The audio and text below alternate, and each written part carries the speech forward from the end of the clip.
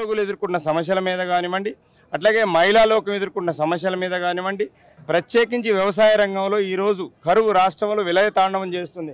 ఒకప్పుడు సస్యశ్యామలంగా ఉన్న తెలంగాణ రాష్ట్రం ఈరోజు నీళ్లు లేక ఒట్టిపోయినటువంటి తెలంగాణగా మారిపోయింది. బోర్లు ఎండిపోయినాయి, బావులు ఎండిపోయినాయి, మళ్ళా మోటార్లు గాలిపోతున్నాయి, స్టార్టర్లు గాలిపోతున్నాయి, ట్రాన్స్ఫార్మర్లు బేలిపోతున్నాయి. తెలంగాణ రాష్ట్రంలో ఎక్కడ చూసినా నీటి ఎద్దడి, వేసిన వరి పొలాలు కూడా ఎండిపోయి గొర్రెలు గేదెలు అన్ని మేపుతున్న పరిస్థితికి ఈరోజు ఏర్పడుతుంది. మొక్కజొన్న ఎండిపోయింది, వరి ఎండిపోయింది, ప్రతిదీ ఎండిపోయింది.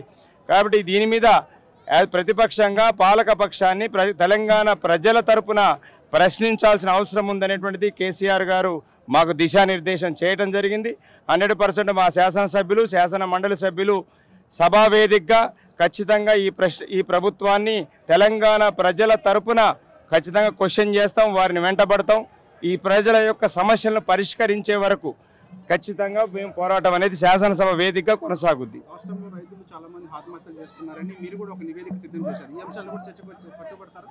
రైతులు అనేక రకాల సమస్యలు ఎదుర్కొని ఈరోజు కనీసం రైతు బంధు ఇచ్చే పరిస్థితి లేదు, రైతు బీమా ఇచ్చే పరిస్థితి లేదు, రైతు బీమా కట్టాల్సిన ప్రీమియం కూడా చెల్లించని ఒక దౌర్భాగ్యమైన పరిస్థితిలో ఈ యొక్క రేవంత్ రెడ్డి ప్రభుత్వం, ఇందిరమ్మ రాజ్యం ఉంది.